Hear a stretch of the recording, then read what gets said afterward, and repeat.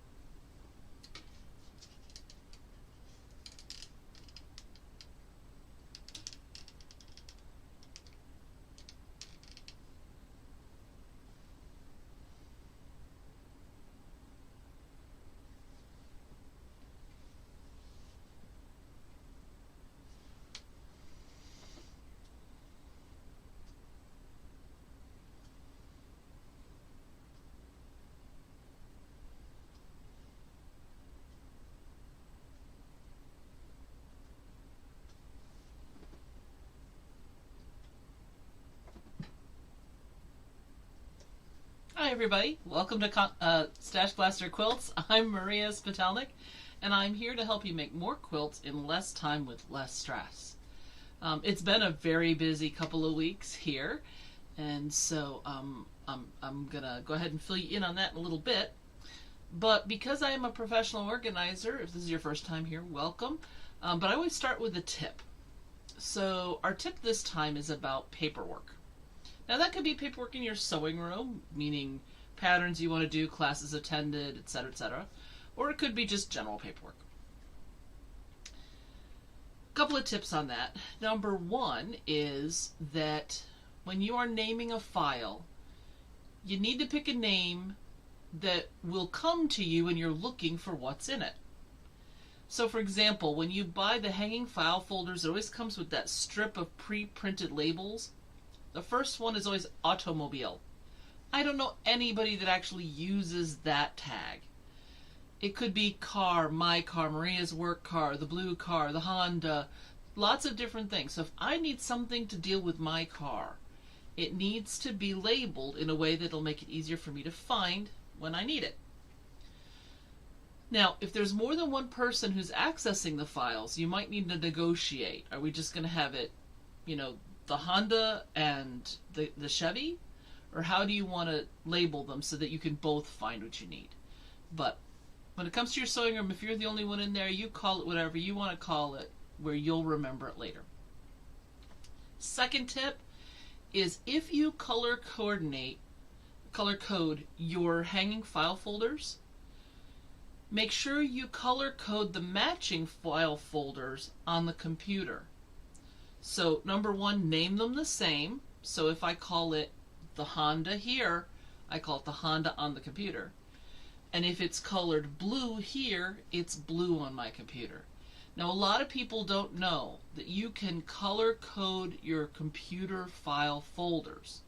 Most people think you're stuck with the manila colored ones that just pop up when you say add a folder or new folder. You don't. There's free programs that will help you change those colors. The only thing to worry about with those programs is double check and make sure that once you've changed the color that it backs up properly. Some computer programs do and some don't, and it's not necessarily the same programs because it could depend on what kind of a computer you're on, how old it is, what your backup software is, etc. So just double check that the first time after you've changed the colors that they backed up, and you'll be good. But that way, if you're used to looking for a blue folder, a red folder, a green folder, then you still know to look for a blue folder, a red folder, a green folder. So that's our tip for this week. Second, I have been rocking it when it comes to the Grandmother's Flower Garden quilt. I finished the 31 and the 12th flowers that I had. If you remember, I had one flower that just needed one more seam. I couldn't get it done quite before we started. I got it finished, and it's 31 brothers, and I got all these arcs done, and I got them onto the flowers. So I have been incredibly productive over the last couple of weeks. My goal is usually to do a flower, an arc, or put an arc on the flower a day. So that would be 14. I have got 13 where I did the flower, the arc, and attached it, and I did all those other flowers. So I am I'm very happy about that. So those will get moved over here with the rest of the ones. You can just see they're starting to ooze their way down into view. So those are going to get put up there probably a little tomorrow or the next day. And then in the first Wednesday of next month, right after Labor Day, you're going to see what I've gotten done in the next 2 weeks. This is the block of the month. So last time we sewed the square and a square in the center. We're going to do the 2 flying geese today, and I'm going to walk through what it takes to assemble it. This is a very simple block. The next 2 blocks are going to be more complex, but that doesn't mean that they're hard. It just means that there's more steps and more things you need to think about when you're doing it. Okay, so we're going to sew those together in a little bit. In the last 2 weeks, some non-sewing things that I've accomplished. This is one of my favorite necklaces here. And the rings that attach all the pieces, some of them had started to come out. So I redid all the rings on my necklace. So I'll be able to take it on my trip to Indianapolis, and this is probably what I'll wear the whole time when I'm there. So it felt good to get that fixed, since that is my favorite necklace to wear. And I found, when I was cleaning in my garage, this box of stuff. This isn't exactly an unboxing because this is all old stuff, but I found some of my coolest tools that I had forgotten that I had. So, here, let me see if I can pull some of these out. So there's things like regular rulers. And I have a ruler with a protractor in it. You can just barely make it out. I'm sorry about that. But I also have a parallel spacer. Oops, here we go. And so as you move in from the edge, it goes in further and further and further in 64ths of an inch. And so if I were to be doing a drawing, or I want to go ahead and mark some dots on my fabric for some reason, I can know as I go down a straight line that my dots are going to be exactly the same distance from that line. And all I have to do is slide this down. I had forgotten I even had this.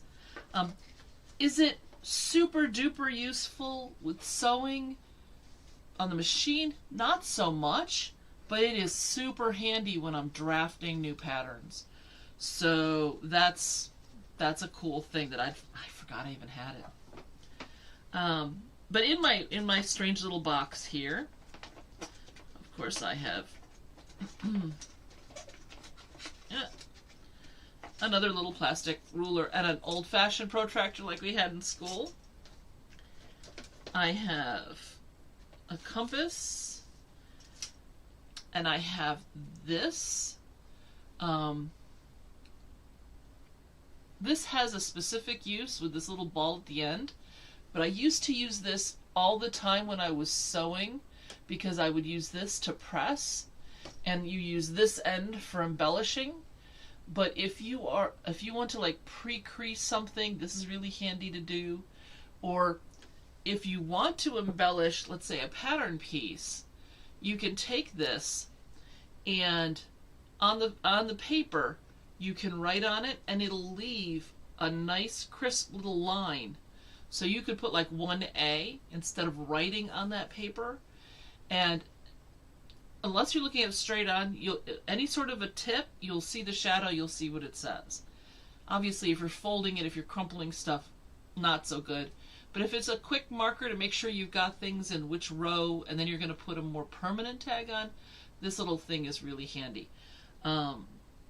You can also use it for things like cards. If you like to make cards, you can embellish with this little thing.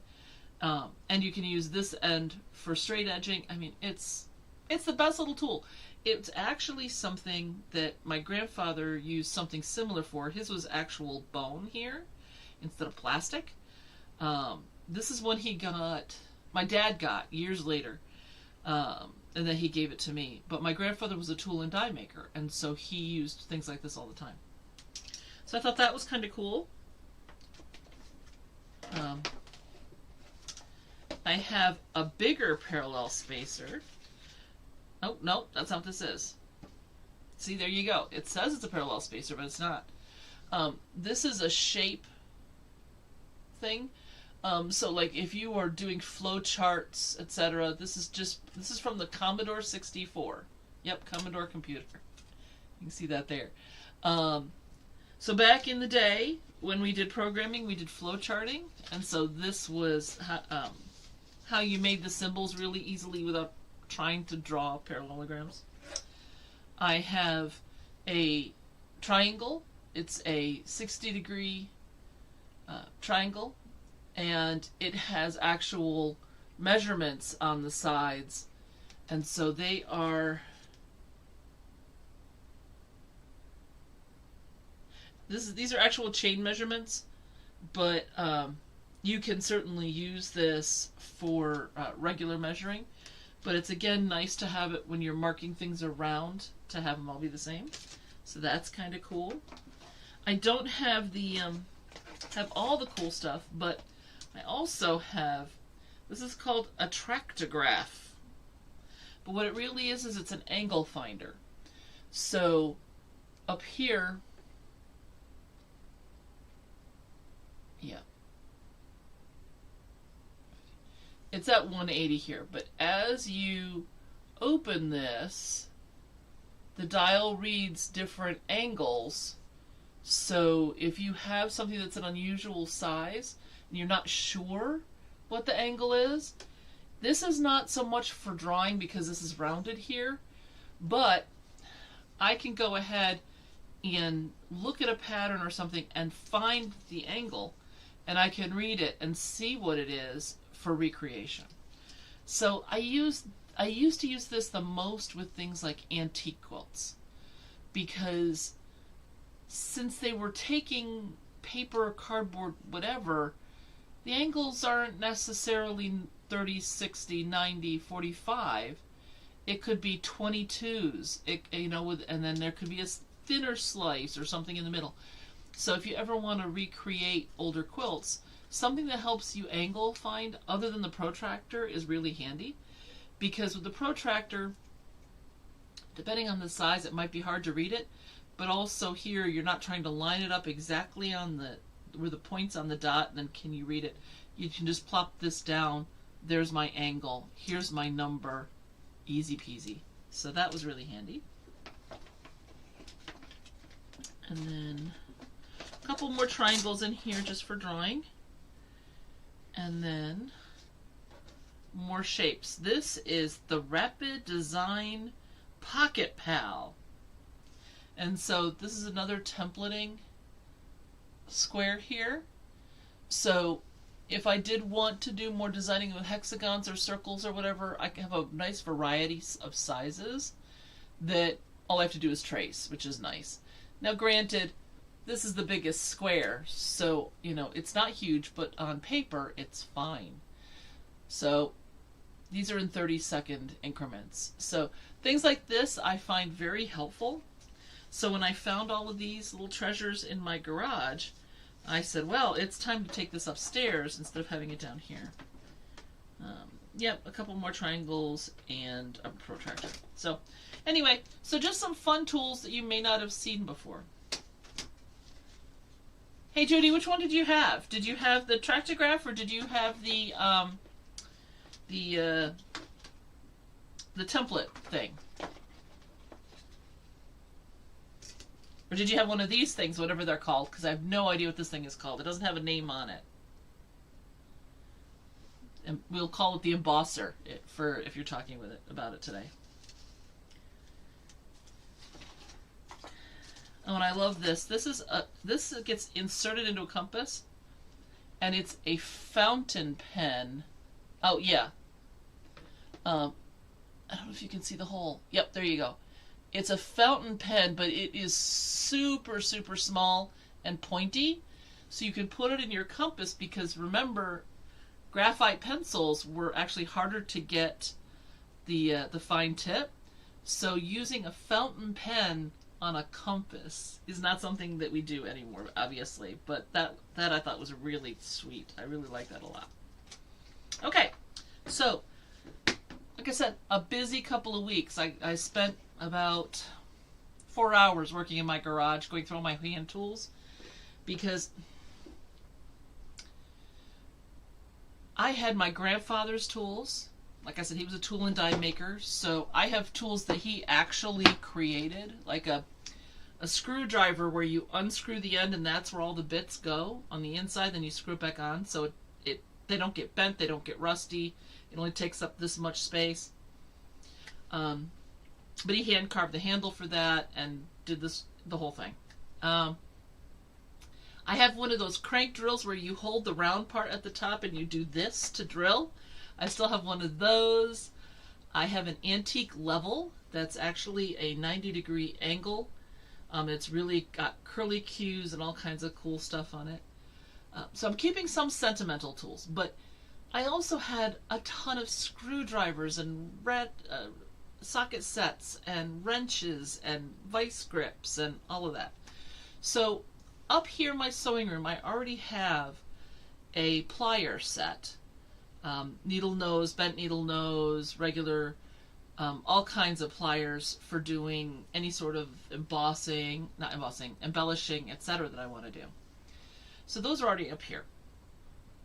But I went through and I pulled a whole bunch of tools out. I probably took 100 pounds of tools, and then I texted my son, who was in Hawaii at the time, and I said, by the way, are you guys interested in any tools? And he said, sure, we'd love some, because they're getting married in February, they live in a townhouse, but they don't have any tools. So I put together a small kit for them, you know, a hammer, a couple of screwdrivers of each kind, a couple of wrenches, that kind of stuff. And probably about 80 pounds of tools that I'm going to be getting rid of, either donation or trash. Some of them are so old and rusty, they're just not worth donating. But my husband was laughing at me because one of my rules for did I keep it or not keep it wasn't just how many of these do I have, but also if the tool is this big, I probably shouldn't be doing the job that needs a wrench this big. So that helped me get rid of probably 15 or 20 giant wrenches and big things for like car parts and stuff. There was one where it had hexagons that were like this big for doing giant, you know, hexagon bolts. And I'm just like, no. If it's that big, it's not for me. So that made it a lot easier too. Brother has all the tools from Grandpa and my dad. I have my mother's hammer. You know, there's nothing quite like a good basic toolkit.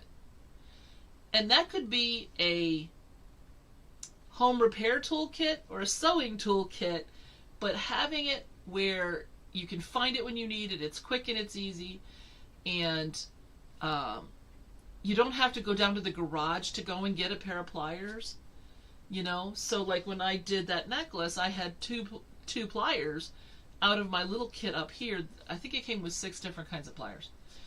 And I could just zip, zip, zop and be done, and I didn't have to go to the basement, and I didn't have to haul out my big box or anything like that. So I'm very happy about that. So I did that. Oh, for those of you that have been around for a while, you know that I write books. And I finished writing the therapist supplement to one of my books, more than a month ago. We sent it to the cover designer way more than a month ago. And you don't do that until it's all edited, it's all reformatted, you know how many pages it is, because that's what the book design person needs to know. Because depending on how thick the book is, they have to make the binding edge bigger, right? We didn't hear. She was going to get it to us a week and a half ago. And then it was, well, I couldn't do that. It'll be the beginning of this week. Then it was the end of the week. Then it's the beginning of this week. Sorry, so that was last week. Beginning of this week. It's now Wednesday. I'm leaving on Saturday, and I wanted to at least have the book done and uploaded to Amazon so we could at least do a QR code for the book if anybody wanted it at the convention I'm driving to. So it looks like that's not going to happen at all. So it's so frustrating. So as of today, we still don't have the cover for the book. And the last cover ran long too. I'd hoped to have my last 2 books in the Hoarding series done by the end of the year. I'm still writing the last one because my husband's medical issues have made a huge difference. But I did get this one done, and I've got the convention next week, and I've got 2 more next month, and I really want the book done. I want to take it with me. I wanted to take them and sell them at this convention. That's not going to happen.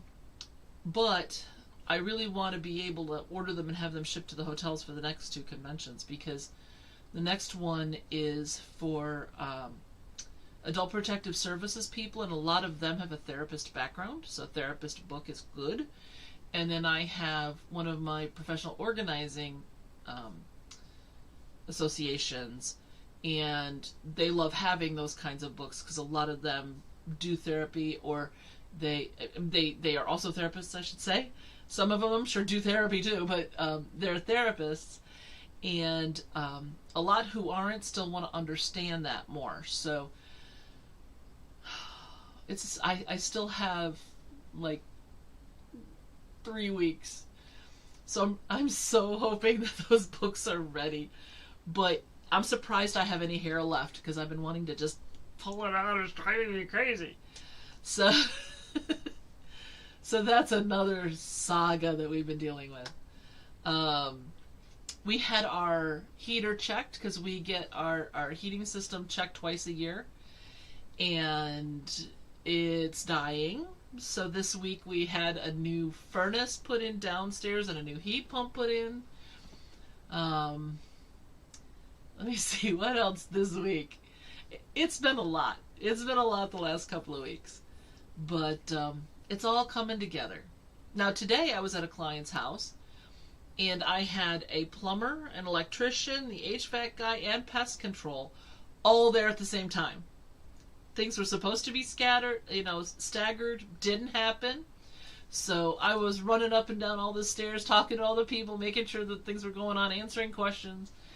So that was my day today. So I got home, I showered, had dinner, ran up here, and we got started. So it's been that kind of a couple of weeks, but I still got all the sewing done, so I am so happy with myself.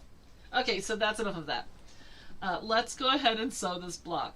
If this is your first time here, hold on a second. I will switch. Let me move the camera first. Try not to make anybody seasick. So these, let me get the iron a little bit moved. There we go. These are the first 6 blocks of our quilt this year. And then this one right here is this month. We'll have 2 more that we're going to do this year. When I did the survey last time, people said that they wanted to be able to complete the quilt by the end of the year, because I do a survey and you guys get to pick what we're doing. So they said they wanted to do the 9 blocks and be able to finish it. So we have a block for September and October, and then we're going to use November and December to quilt and bind and do all of that stuff. So like I said earlier, this one's pretty simple. The next 2 are a little bit more complex, because I'm thinking that people will have more time, because you're not going to be on summer vacation and things like that. A lot of people tell me that they don't get a lot of sewing time in the summer. So I wanted to make sure we had 2 easy blocks the last couple of months, just to kind of stay in the groove, but not be overstressed. So, all right, so today, hold on. Excuse me. All right. So we're doing the flying geese. The flying geese block is this one right here. Okay? And so we need 4 of those. And there's lots of different ways to do flying geese. We're going to be doing the 5 square method today. And yes, I did have dinner. Scott made homemade pseudo shawarma. So that was kind of fun. Okay, so on the instructions, which are on the website, you have what you need to make the flying geese. And so in your case, this would be yellow. In mine, it's going to be purple. Because since I already have these blocks, I'm doing the blocks in other colors so I can make another quilt and not have 2 of the same quilt. Okay. So what you're going to do, let me move the camera here. I pre-did a little of this just to make sure I can get it done in time. So back to camera 3. Alright, here we go. So what I did was I used a pencil and I drew a line right from corner to corner here. And then I drew a line 1/4 of an inch away on each side. Now, Some people don't want to do the center line, and you don't have to. You can just set your ruler. Let me get this a little closer. Maybe you can see it a little bit better. I know it's hard to see. I apologize. You can just set your ruler so the 1/4 inch line does your corner to corner, and then draw the line, and then move your ruler around and do the other line. So hopefully, let me see if I can get a little bit more light on this subject. Here we go. Is that better? Yeah, that looks a little better. So, okay, here it is with the line in the center, and here it is without the line in the center. So then what you're going to do is you're going to take your background square, and you're going to, and this is going to, the background square is going to be the large triangle of your flying goose. And then, let me do this. There we go. So you're going to put 2 blocks on the same diagonal so that these lines connect and make one long line on each side. These are your stitching lines. If you drew the line down the center like on this, the center line is your cutting line. But honestly, once it's sewn, you cut down the middle. It doesn't matter if you're perfect or not, because your seam is perfect, even if your cutting is not, as long as you don't cut through the line, of course. Okay, so let me come over here to my machine. I have done 0 machining since I saw you guys last, so I still have my leader and ender. Let me come down here. Right here, underneath my presser foot. I have my extras over here to be working on. So all I need to do is, I like to start with needle down, but you don't have to. I don't have one of those fancy knee lifters. If you do, blessings upon you, but I'm just doing it the old-fashioned way, so that's a lot of what you see me doing is this needle positioning. So I'm just going to go ahead and run this straight through. And what's nice is I'm just sewing right on the line. Now as I get close to where they intersect, I want to make sure nothing has shifted. So I'm going to have a nice clean transition here.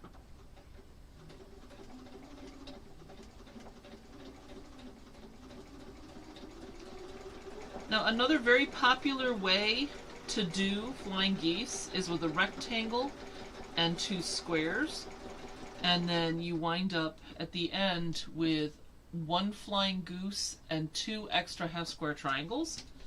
That works perfectly fine, and what's nice about that is you can actually switch your colors on your triangles. So you could have flying geese with different points.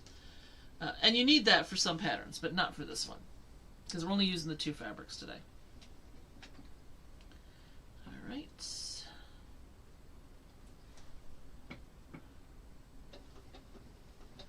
Okay, now I'm just doing the other side. Like I said, you've drawn your sewing lines, so just go ahead and zip on through.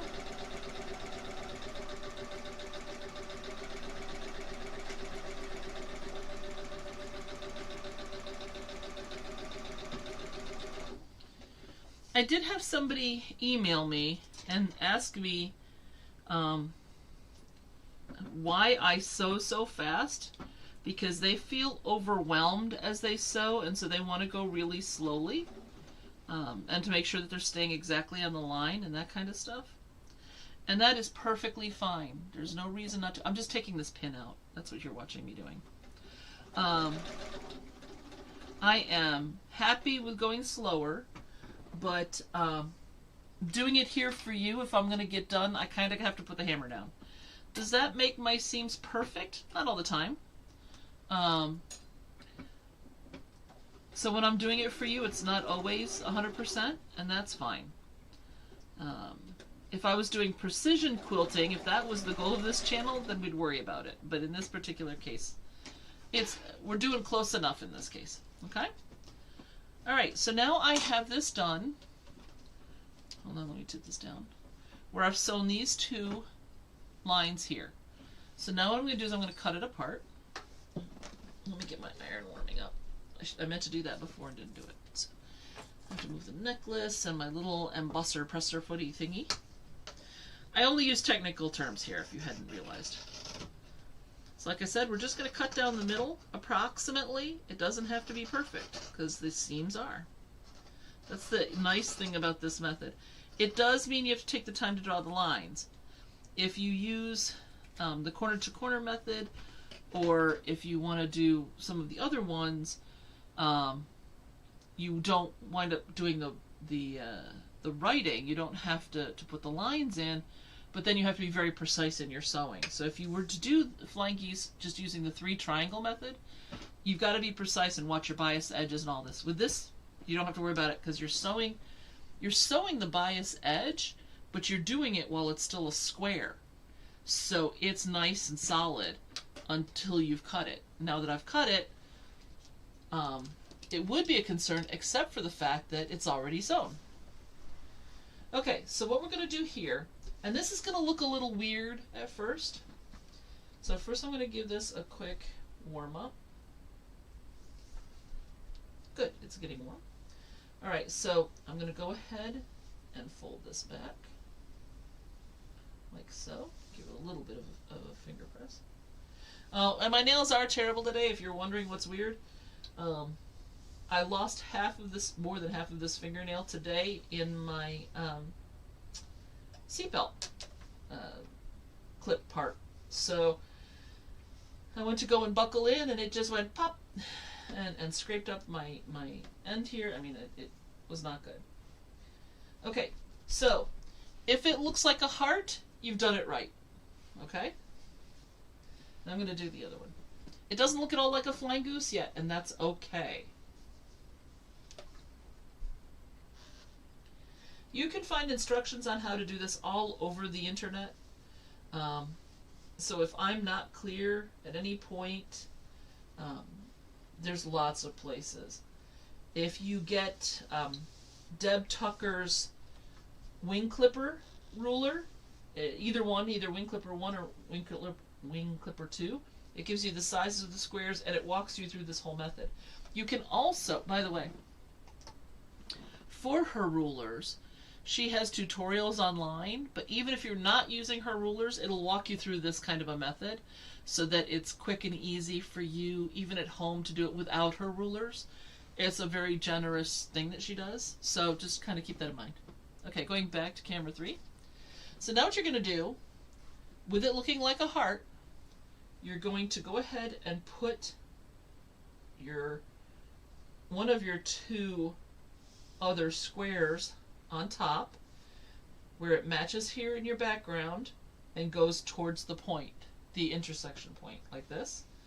And so I'll take this over to the machine in just a second and I'll sew it, but I'm going to go ahead and put this one on first. So again, so this is the corner going towards the intersection. We're going to line it right up on that corner. Okay, and I'm going to swing you around back to the sewing machine. Okay, so here we are. Okay. Now, it doesn't really matter whether you sew from the center of the heart towards the point to the center. Either way, you're going to be doing both directions, so it doesn't really matter. So put it in whichever direction you'd like.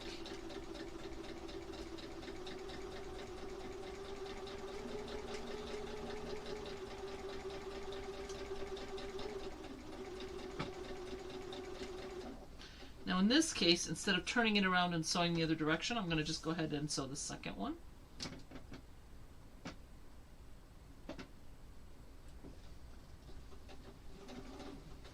I love doing production sewing like this when I can.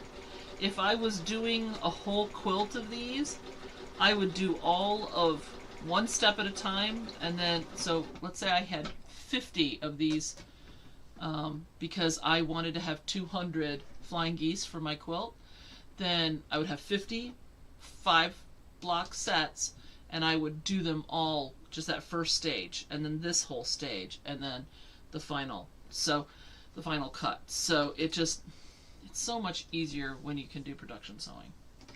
Alright, I am going to snip here, because otherwise it'll be confusing for you guys.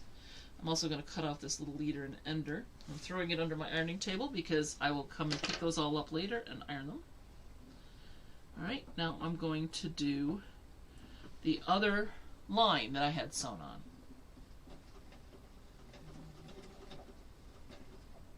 And yes, I did have dinner. Sorry, I mentioned the shawarma. Scott makes some very unusual things. We used to have burger and mac and cheese week in our house. So every night for a week, Scott would make hamburgers and mac and cheese. But they were always different. So he would, let's say, have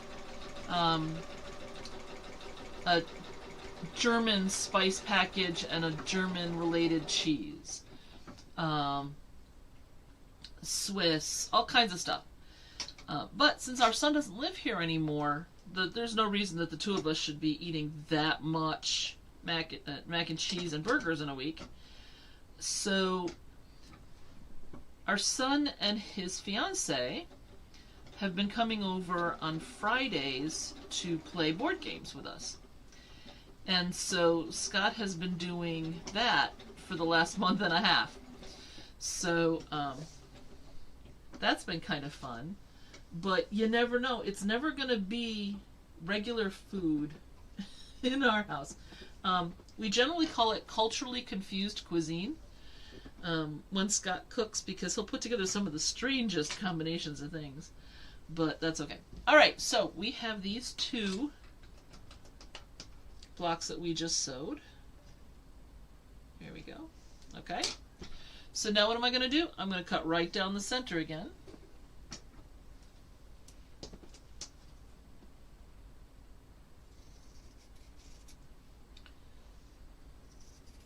Now this one has the line on it, so I'm definitely cutting in the right place. But again, if it's not perfect, it doesn't matter. And now the second one.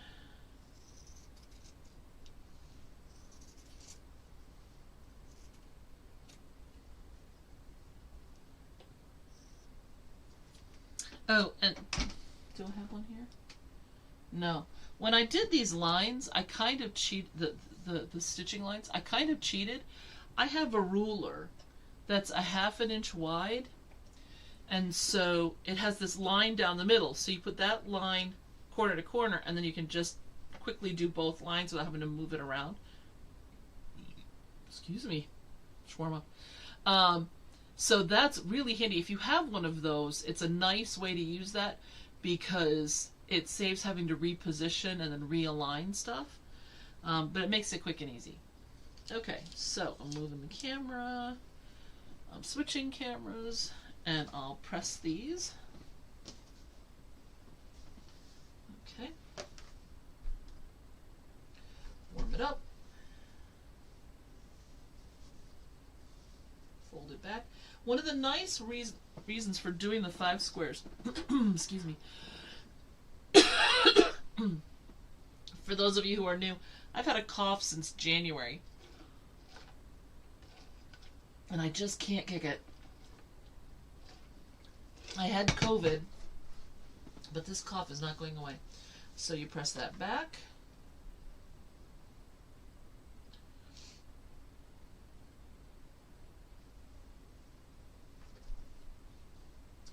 And that's one.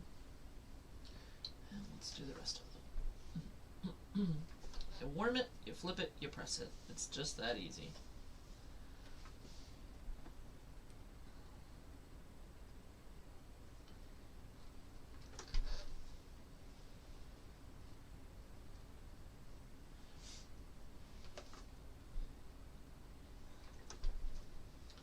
So I've been through Indianapolis a whole bunch of times, but I've never actually stopped to do stuff there. So it looks like I'm going to have probably an extra half a day where some of my friends and I might be able to go and do some things. It all depends. Might not be able to, but I'm going to try. My aunt, her house used to overlook just a tiny bit of the Indianapolis 500 Speedway. Well, you really can't see when I'm doing anything like that, can you? I apologize. I should have moved that up. I thought I had it where you could see. Okay.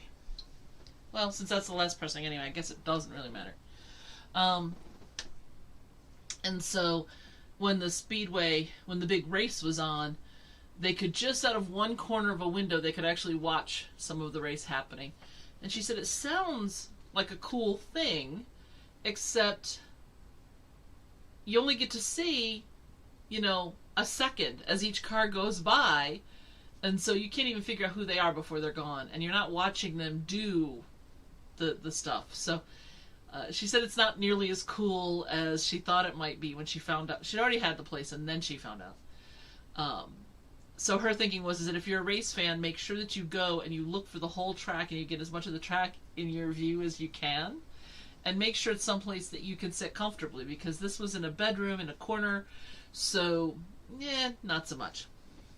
Anyway, we now have the 4 flying geese that we need that are going to go here on our block.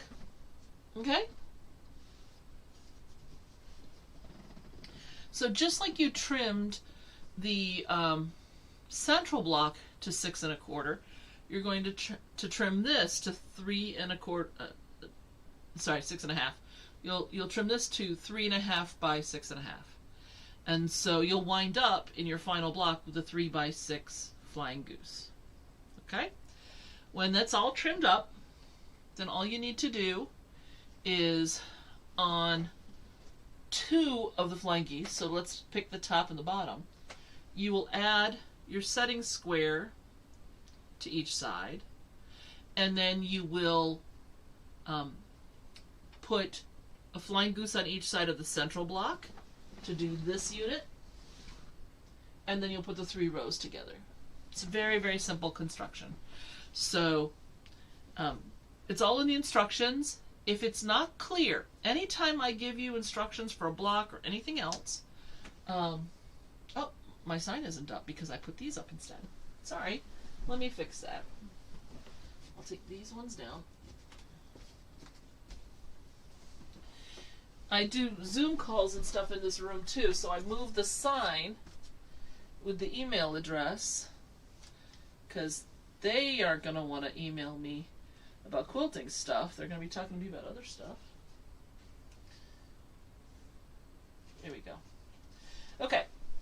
So, any questions, email me at mail@stashblasterquilts.com. I'd be happy to answer those. Sometimes I'll answer them here if I think they're of more general interest, in which case I'll send you an email and I'll tell you I'll answer that for you on September 3rd or whatever the date is that we're on here next. And so that you would know to look for that. If it's more personal, then I'll just answer it to you directly at that point. But most people ask me things that I can talk about here as long as I'm not saying who said it or who did it or who asked the question. Or I'm not going to say, well, I was talking to Mary and her father, Bob, is having dementia, and what do you do? No identifiers. You don't have to worry about that if you submit a question. Okay.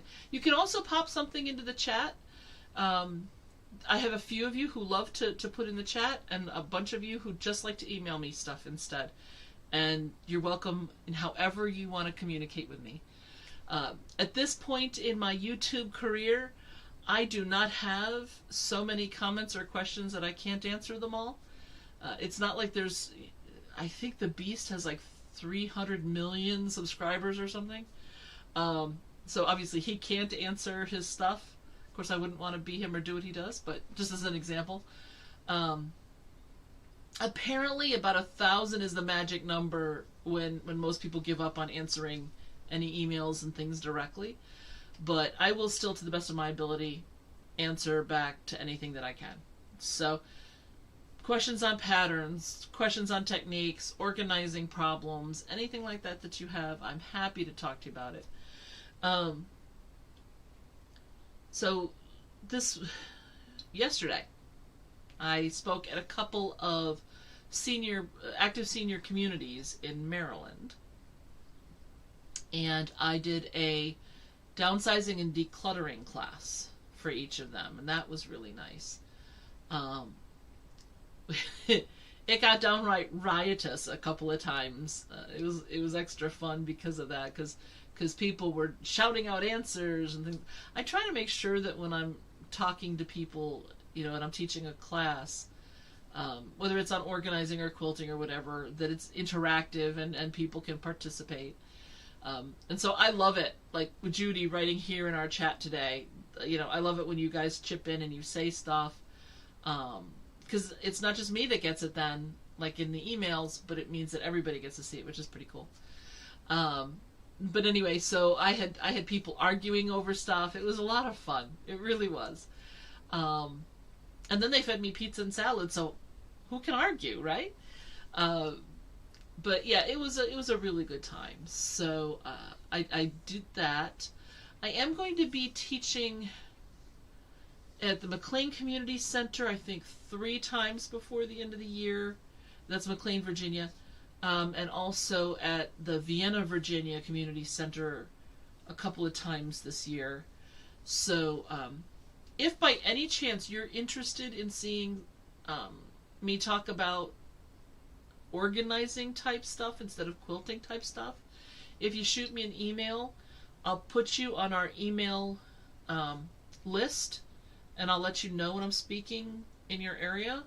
And then if you're interested in my newsletter, you can also let me know about that, and I'll put you on that list. The newsletter comes out approximately whenever I get a chance to do it. So we're aiming for once a quarter at this point, getting to probably bi-monthly at some point. But that, in addition to everything else that's been going on, has definitely taken a back seat. So it's not going to be, you don't have to worry about getting, tons and tons of these in your mail. And they're going to be pretty short. But we're going to be working on that.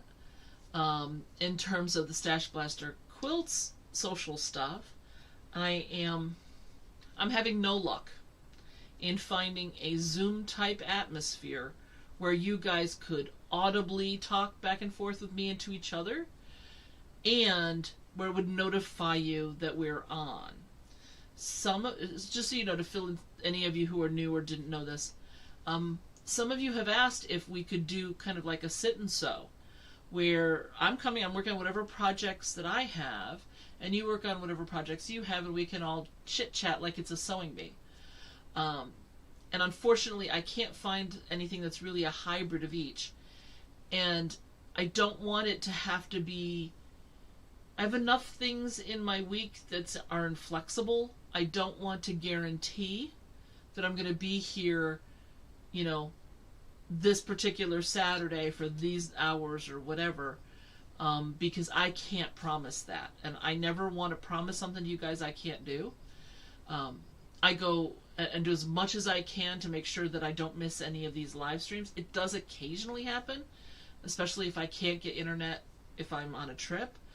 But I try very hard not to do that, because if I'm going to make a commitment to you guys, like having these blocks available and to do them with you and to talk you through them, etc., then I want to make sure that I hold that.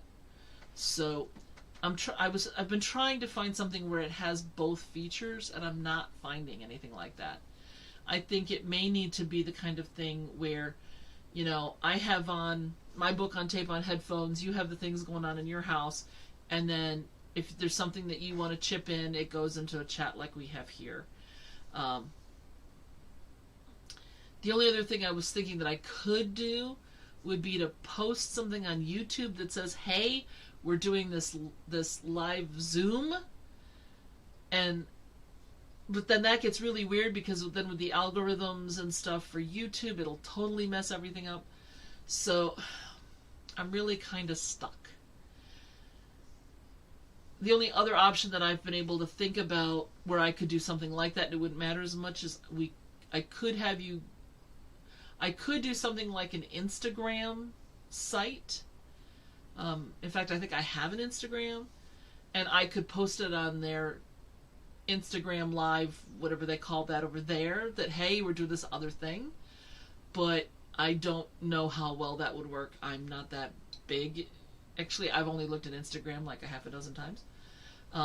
It's my, it's one of my employees that does our Conquer the Clutter social media, because I don't get a lot of this stuff. Could I learn it? Sure, but I'm spending time learning different things instead. So anyway, but I can't figure out how to do that. I do like that idea though. So for example, one of the things that I could do is, instead of demonstrating the blocks here, I could do the whole block, like this whole block, stem to stern, in front of you, with you, stitch by stitch, draw the lines, do all of that. And then you could follow along with it if you wanted to. But again, you wouldn't have that input if I'm doing it here as a live stream on YouTube. So I apologize. I have looked at probably 20 different sites trying to find something that does both, and I haven't found it yet. If you know of one, let me know, because I'd be happy to check it out. I am going to be in Indianapolis next week. Scott is staying home. He'll still be here. Next month, I'm going to be in Albuquerque and Minneapolis, Minnesota. And I believe I'll have a car for each of those. Maybe not, but I think I will.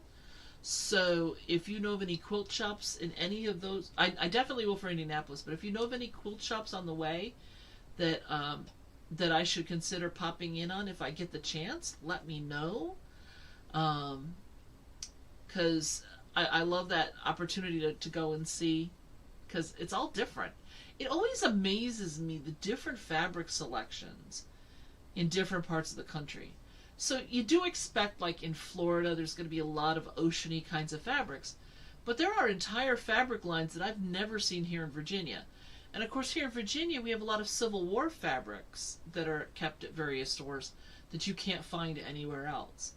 So it is really interesting to me how niche quilters in a region are. It's not just, you know, I'm ordering Civil War fabrics or something like that because I can't get them everywhere. But we have whole stores where that's like their feature. But I can't get a lot of the beachy stuff. So it's always interesting to me how different things are. When I was in Phoenix, Arizona, I stopped in a shop, and they had tons of fabric that had cacti and all that kind of stuff on it, lizards, and I was like, I've never even seen these lines, these designers, much less these fabrics. So if you know of a place, I would love to know about them. Maybe with their permission, I'll be able to do a little vlog entry and show you what I saw. But I never know if I'm going to have time. That's a problem. But I'd love the chance to try. So just let me know. So when I went to Missouri last year, we went to a little place called Uranus. And it is a little touristy trap area. And they have amazing fudge and chocolate candy and that kind of stuff there. They have hysterical t-shirts and all of that. And so we were looking them up, and we saw we saw that, and then on our way home we were reading the newspaper that they put out, and they had another one right near Indianapolis. So I have a feeling, in fact I'm going to try, that I'm going to be stopping there when I'm driving for this convention. And sometime this fall, they're opening a third location right along Route 70. So it's going to be about a 50-mile detour, 50-60 miles for me to detour to do that around the convention. Whereas if the new place was open, it'd be like a 5-minute side trip. So it stinks for now, but it'll be nice for later. So it'll be good because I'll be able to bring back gifts for people.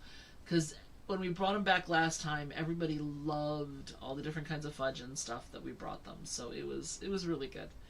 And then that way I'll have those to give people at Thanksgiving, etc. And they really like that, so that'll be cool.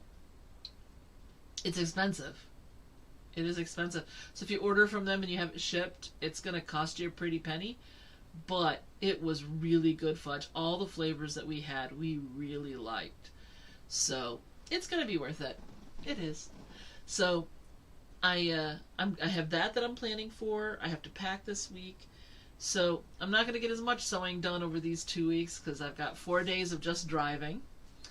And I've got the convention. So I'm glad that I got ahead.